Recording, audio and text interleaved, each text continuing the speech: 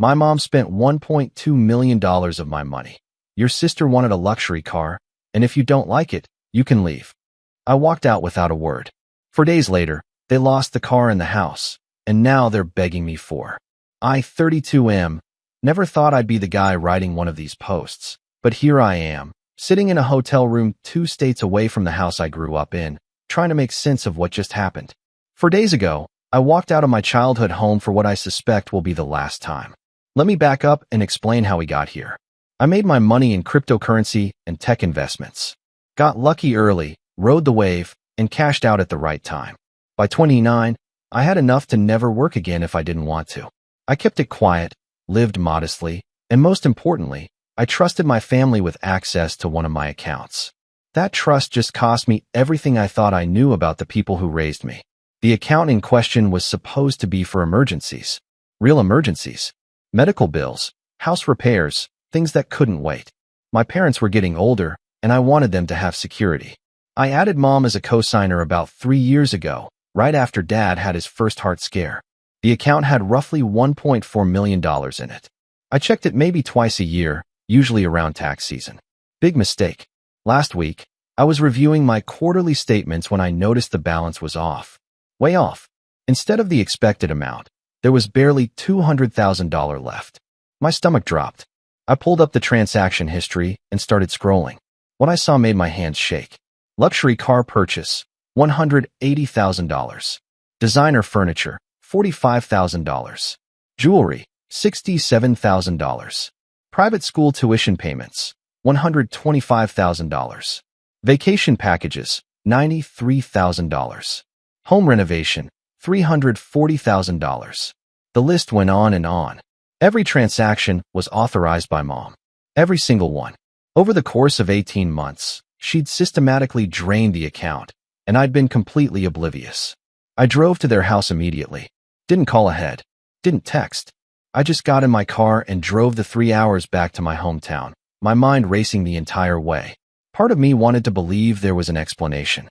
Maybe identity theft. Maybe she'd made some incredible investment on my behalf. Maybe literally anything other than what I was starting to suspect. When I pulled into the driveway, the first thing I noticed was the car. A brand new luxury SUV, gleaming in the afternoon sun, parked where Dad's old sedan used to be. My sister's car, I realized immediately. She'd been wanting one for years, always complaining about how unfair it was that her friends drove better vehicles. The knot in my stomach tightened.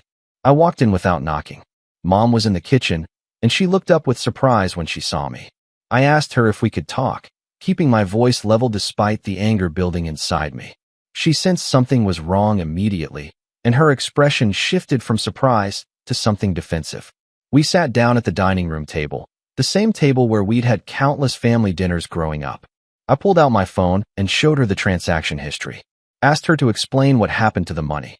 For a moment, she just stared at the screen, and I watched her face carefully, looking for shock or confusion or anything that would suggest she didn't know what I was talking about. Instead, I saw recognition, then justification. She told me that the money was just sitting there, and the family needed things. My sister needed a proper car for her new job. Their house needed updating because it was falling apart. Dad needed new teeth, and the dental work wasn't cheap. My younger sister's kids needed private school because the public schools in the area were terrible. She rattled off expenses like she was reading a grocery list, completely matter-of-fact about spending over $1 million that wasn't hers.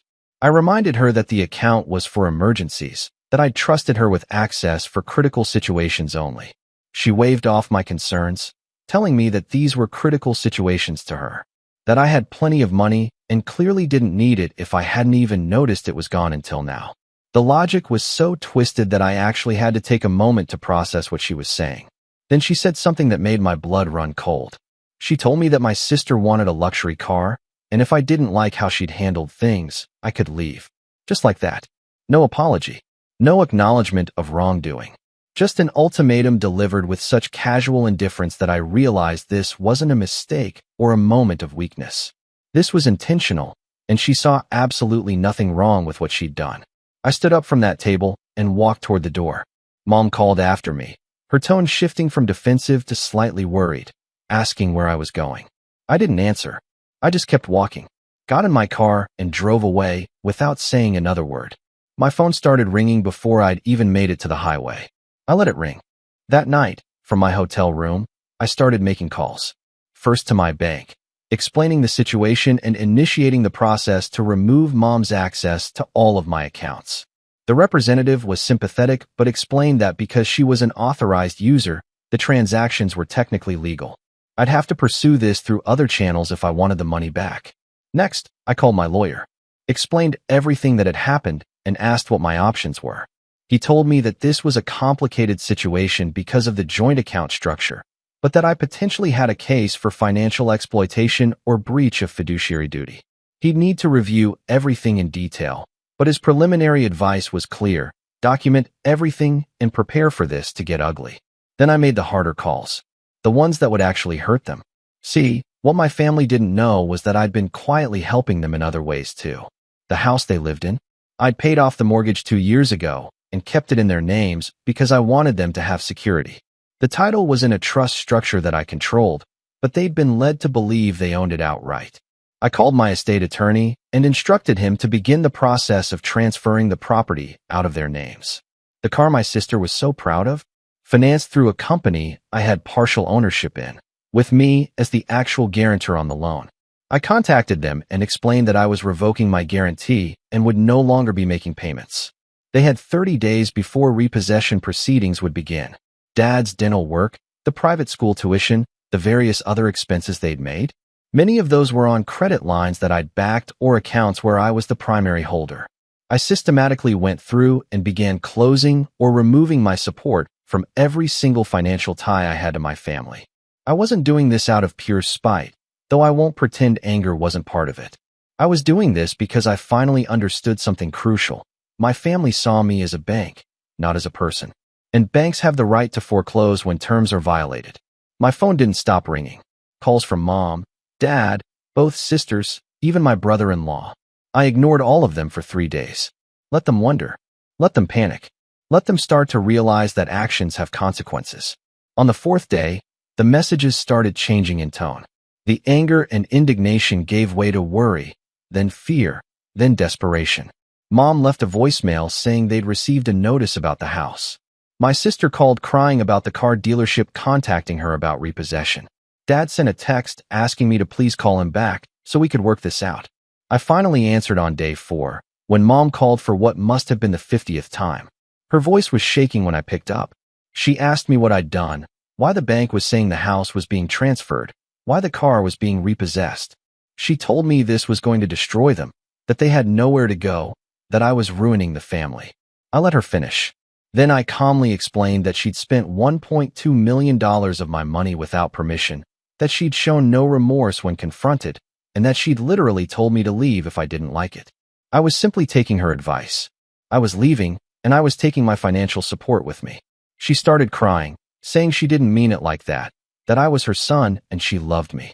I asked her if she loved me or if she loved my money. The silence on the other end told me everything I needed to know. Dad got on the phone. He tried a different approach, telling me that Mom had made a mistake, but that I was being cruel and vindictive. That family forgives family, and I was acting like a spoiled child throwing a tantrum. I reminded him that I was the one who'd been stolen from, that I was the victim in this situation, and that forgiveness requires accountability first. Had anyone actually apologized? Had anyone offered to make things right? Or had they only called when they realized there would be consequences? He couldn't answer that. My sister, the one with the luxury car, sent me a long text message about how I was destroying her life over money I didn't even need. How she had a job now and couldn't get there without a car. How I was being selfish and petty. I responded with a simple question. Did she know where the money for her car came from? She admitted that Mom had told her I'd helped out, but that Mom made it sound like I'd offered, like it was a gift. She claimed she didn't know it was unauthorized. Maybe that was true. Maybe she was genuinely ignorant of the theft. But her response when she found out wasn't remorse or horror. It was defensiveness and anger that her free ride was ending. That told me everything about her character. Update 1. It's been 2 weeks since my last post, and the situation has somehow gotten both better and worse. Better for me, worse for them. I've received hundreds of messages of support and several asking for updates. So here's where things stand now. The house transfer went through faster than I expected. My estate attorney is extremely efficient, and because the property was held in a trust that I controlled, there were no real legal obstacles. My parents received final notice that they had 60 days to vacate. I'm not heartless enough to put them on the street immediately, but I'm also not backing down. The car was repossessed 6 days ago. My sister called me screaming about it, accusing me of ruining her life and making her look like a deadbeat in front of her neighbors. I asked her how she thought I felt discovering that my own mother had stolen over $1 million from me. She hung up. What I didn't mention in my original post, and what I'm only now starting to fully process, is the depth of the betrayal beyond just the money. I went through every transaction carefully with my lawyer, and we discovered something that made everything so much worse. Mom had been using my money for almost 2 years, but the spending had accelerated dramatically in the last 6 months. Want to know why? My sister, the one with the luxury car, was getting married. The wedding was supposed to be next month, and from what I could piece together from the transactions, Mom had been planning to use my money to pay for the entire thing. Venue deposits, catering, photographer, dress, everything. She'd already spent nearly $150,000 on wedding expenses. For a wedding I wasn't even invited to. Let that sink in. She stole my money to fund a wedding for my sister, and they didn't even plan to invite me. When I confronted Mom about this, she claimed that they were going to invite me closer to the date, that they just hadn't sent the invitation yet. I asked my sister directly. She admitted that I wasn't on the guest list because her fiancé's family was very conservative and religious, and they knew I was openly atheist. She didn't want any drama at her wedding. So I wasn't good enough to attend the wedding, but my money was good enough to pay for it. The audacity of that is still hard to fully comprehend. The wedding is now canceled, or at least drastically scaled down. Without my money funding it, they can't afford the venue or any of the vendors they'd booked. My sister has been posting vague things on social media about family betrayal and people showing their true colors. Several mutual acquaintances have reached out asking me what happened. I've kept my responses simple. There was a significant financial dispute, and I'm no longer in contact with my family. Dad tried to play mediator. He called and suggested we all sit down together with a family counselor or mediator to work through this. I told him I was willing to sit down, but only after they returned the full amount they'd taken, with interest. He sputtered something about how that was impossible. They'd already spent it and couldn't just magic the money back into existence. I told him that was their problem, not mine. Then he got angry and said I was acting like the money was more important than family. I corrected him. I was acting like theft was more important than blood relation, because it is. If a stranger stole $1.2 million from me, no one would expect me to just forgive and forget because they apologized. Why should family get a pass on criminal behavior? He called me heartless and hung up. My younger sister, the one whose kids were in private school on my dime, has been the only one to show any real remorse. She called and apologized for not questioning where the money was coming from. She admitted that she knew I was successful but didn't realize the extent of Mom's access to my accounts. She offered to pay me back over time, even though she knew it would take years to make a dent in what was taken. I appreciated the gesture, but I told her that wasn't necessary. Her portion of the misused funds was relatively small compared to the rest, and she seemed genuinely unaware that it was theft. However, I also made it clear that her kids would need to transition to public school, and I wouldn't be providing any more financial assistance. She understood. The revenge aspect that several commenters asked about. Yes, I'll admit that part of me took satisfaction in watching the consequences unfold. But it wasn't about revenge, not really. It was about boundaries and accountability. My family had treated me like an ATM for years, and I'd enabled it by being too generous without strings attached. This was me finally setting clear boundaries. Steal from me, and you lose access to me and everything I provide. Several people asked about the legal route. I am pursuing charges, though my lawyer warned me that prosecution is complicated in financial exploitation cases involving family members with account access. The DA's office is reviewing the case, but they've indicated that this will likely end up in civil court rather than criminal court. I filed a lawsuit to recover the funds, but I'm not optimistic about actually getting the money back. They've spent it, and you can't get blood from a stone. What I've really gotten from all this is clarity. Clarity about who my family actually is when the money stops flowing. Clarity about what I actually meant to them. And clarity about what I need to do going forward. I've started building a new life. New city, new connections, new boundaries. I've reconnected with old friends who I'd lost touch with over the years. I've started dating someone who has no idea about my financial situation and likes me just for who I am. I've even started volunteering at a financial literacy nonprofit, helping people understand how to protect themselves from financial exploitation. The irony of that last part isn't lost on me. Update 2. Final update. Because this situation has reached its conclusion and I need to close this chapter. 3 things happened in the last week that brought everything to a head. First, my parents officially moved out of the house. I gave them the full 60 days, and they used every single one of them. When the day came, I had a property manager present to document the condition of the house and collect the keys. They left without saying goodbye. Second, the civil lawsuit moved forward. We had our first mediation session, and it was one of the most uncomfortable experiences of my life. Sitting across a table from my mother and father, with lawyers between us, discussing dollar amounts and repayment schedules. Mom cried through most of it. Dad stared at the table. In the end, we reached a settlement. They'll pay me back $300,000 over the next 15 years. It's a fraction of what they took, but it's something, and more importantly, it's accountability in legal form. Third, and this is the one that actually made me feel something other than anger and betrayal. My youngest nephew reached out to me. He's 16, old enough to understand what happened, and he sent me a message saying that he was sorry for what his grandmother did, that he didn't think it was right, and that he hoped someday I'd be willing to have a relationship with him again, separate from the rest of the family. That message broke something open in me, because until that moment, I'd been operating from a place of pure hurt and anger. I'd been so focused on the betrayal and the theft that I'd lost sight of the fact that not everyone in my family was complicit. Some of them were just caught in the crossfire. I met with my nephew last week.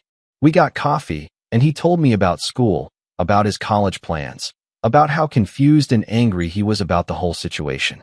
He said his mom, my younger sister, had been honest with him about what happened. She'd explained that his grandmother had taken money that wasn't hers, and that I had every right to be upset. She'd also told him that sometimes people you love disappoint you, and you have to decide whether to forgive them or walk away. I asked him what he thought I should do. He said he didn't think I should forgive them, not yet. That they needed to actually acknowledge what they'd done wrong first, really acknowledge it, not just apologize because there were consequences. He said his grandmother kept talking about how I'd torn the family apart, like she was the victim in all this. Smart kid. I told him that I couldn't have a relationship with his grandmother or his other aunt right now, maybe ever, but that I'd like to stay in touch with him if he wanted that. His face lit up, and I realized how much I'd missed having family who actually cared about me as a person. As for my parents and my older sister, we're done. The settlement agreement includes a clause that all contact must go through lawyers unless I initiate otherwise. I have no plans to initiate. They made their choices, and I've made mine. Someone in the comments on my first post said that family isn't about blood, it's about who shows up for you when it matters. They were right. My family didn't show up for me. They showed up for my money. And when the money stopped flowing freely, they showed me exactly who they were. I've taken all of this as an expensive but valuable lesson about trust, boundaries, and self-worth. I'm rebuilding my life with people who value me for who I am, not what I can provide. I'm more careful now about who I help and how. And I'm at peace with my decision to walk away. To anyone reading this who's in a similar situation, your boundaries matter. Your feelings matter. And you are not obligated to set yourself on fire to keep other people warm, even if those people are family. Especially if those people are family who would steal from you without a second thought. That's where I'm leaving this. Thanks to everyone who offered support and advice. It helped more than you know.